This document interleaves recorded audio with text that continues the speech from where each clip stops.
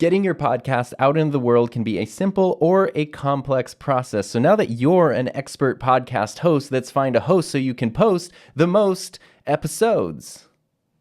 See, this is what you're paying for, right? What I mean by that is let's figure out a way to put your podcast online so that other people can find it. And there are a bunch of different ways to do this. If you want to do the most classic, you're in control of everything method, you can always host your podcast through your own website. You can create an RSS feed, upload your episodes, go directory by directory, and get your feed listed. And then every time you want to create a new episode, you have to upload it to your website. I've done this in the past, and I never want to do it again because it's a huge hassle. However, it also puts you in total control of everything. So some people really like that, but it is also important to be aware that if your podcast were to take off and get tons and tons of downloads every single week or whenever you post a new episode, you're now going to be responsible for that traffic. So if your bandwidth goes up, your web hosting costs could go up as well. A dedicated podcast hosting platform, on the other hand, is designed specifically to accommodate that traffic.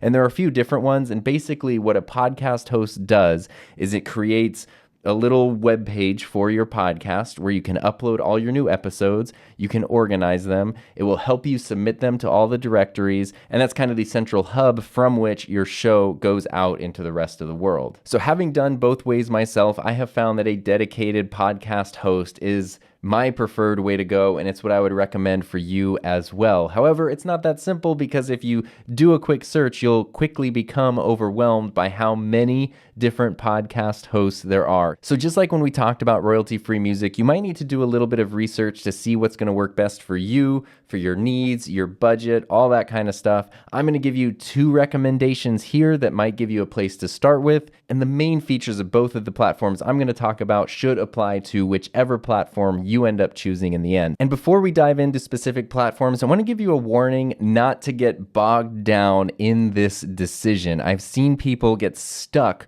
where they never get their show actually up and running because they can't decide which platform to use. Unlike something like YouTube, for example, where you build your channel and then you're stuck on that platform, you can switch podcast hosts at any time and your listeners will never know. So make the decision that you think is best for you right now. And if some point in the future you decide that you wanted to do something else, it is very easy to switch. I've switched hosts myself and it took a few minutes and it was very stress-free. I was a little stressed because I didn't know how the process worked, but in the end, it was super easy.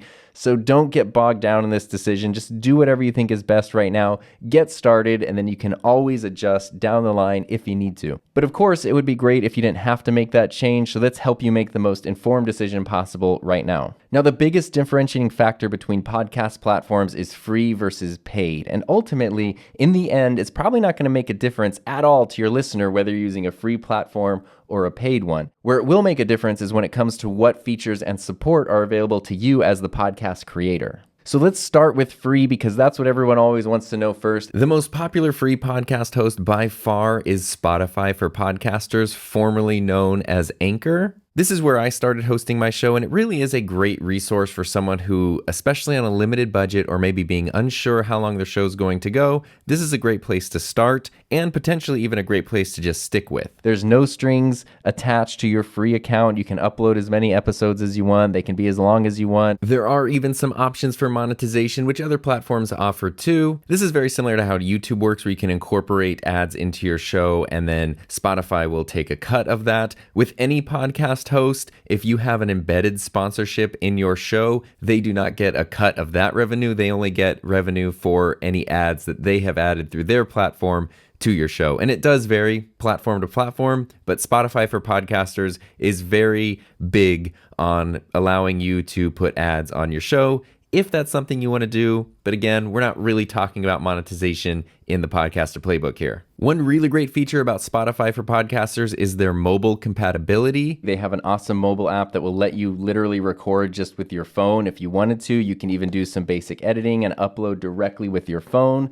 A thing that I love is voice messages. It lets people go to your podcast page and leave a voice message that you can either download and edit into your episode, or you can just right there click and drag into an episode. And of course, Spotify for Podcasters will help you distribute your show to all of these standard podcast directories, even beyond Spotify. It really comes down to giving you an RSS feed, which then you can submit to all of these different directories. So the way that works is your show gets its own specific RSS feed, which is like a link or a URL, and you need to go to all of the different podcast directories like Apple and Spotify, Google, wherever, and submit that link individually. Once you have been submitted to a directory and approved, then every time you upload a new episode, that directory will automatically update their feed with your new episode.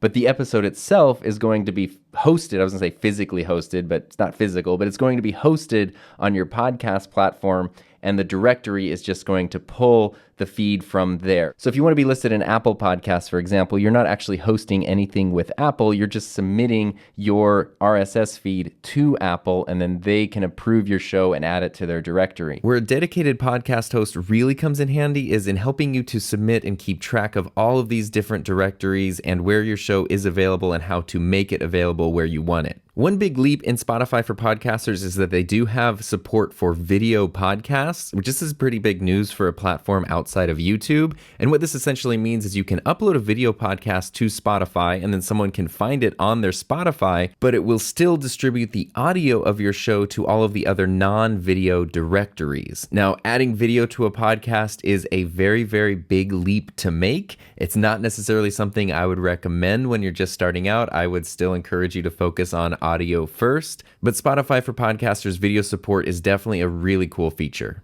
Now, after about a year with Spotify for Podcasters, which was Anchor at the time, I switched over to Buzzsprout. And now I've been with Buzzsprout for about 3 years, and I really love the platform. But of course, that doesn't mean that Spotify for Podcasters is bad by any means. I just really love not only the features of Buzzsprout, but also the philosophy and the approach of the entire team behind it, most of whom have been podcast enthusiasts since like the very beginning in the early 2000s. One thing that I really love about Buzzsprout that other platforms don't allow is that you can have co-contributors to your podcast. So you can have your show, but then you can add someone as an admin, like a co-host. So with your own separate accounts and emails, you can log in and work on the show. So sometimes what I've done in the past is I'll upload the episode, and then somebody else will come in and upload the description or the episode artwork or handle that kind of fine tuning. And it's a really cool collaborative process. If we click on directories, you can see what directories are available. They add them all the time, and then you can just click get listed. So for example, my podcast is already listed in Apple, but if it wasn't, these are the instructions on how to do it. So Buzzsprout is going to tell me exactly what I need to do and give me all the links that I need to go to that specific directory. And every podcast directory is a little bit different. So if I click on Google Podcasts, for example, you can see that the instructions are a little bit different than they were for Apple Podcasts.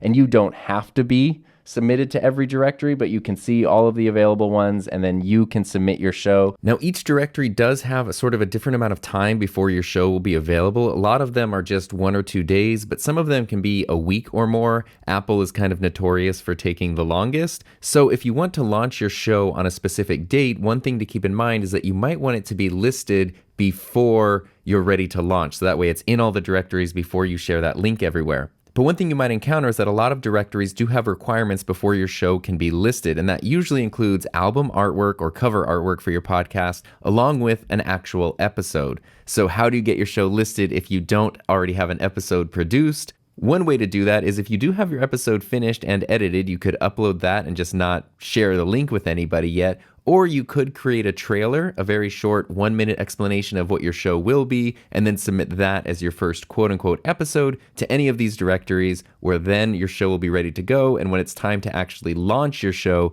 that's when you can upload or schedule your official first episode. So no matter which podcast platform you choose, you're going to get a landing page for your show. This is my Buzzsprout page right here. You can click on different links to listen to it in different directories, and you can also see some of the episodes and listen to them right on this page. A lot of podcast hosts will also give you the option to embed a player on a website, and I really love the way that Buzzsprout does this. So if I go to my own personal website, I can see all 4 of my podcasts that are hosted on Buzzsprout, and each one has an embeddable player right there on the page. And what's great about this is that that I can change the branding to match the website. So the colors of the player, even a little bit of the style of the player can match the website. And people can go through and see some of your episodes right here and even listen to your podcast on their platform of choice right from your website through the embedded player. Now, just a reminder that each of these 4 podcasts does need its own hosting account. So it's not one Buzzsprout account for all 4 of these. It's 4 separate accounts. Same goes with any host. You need separate accounts for each podcast, but it's a really cool way to be able to incorporate your podcast into maybe an existing website or other platform you might have. So these are just 2 of many examples, Spotify being free and Buzzsprout being a paid hosting platform. But it's important not to hesitate with this situation. Just do the best you can, pick the host that you think is good enough for right now, and then get started, because that's the most important thing, is actually getting your podcast off the ground. So let's jump into the next section, which is going to show you all of the info that you need to add to your podcast before you can click publish.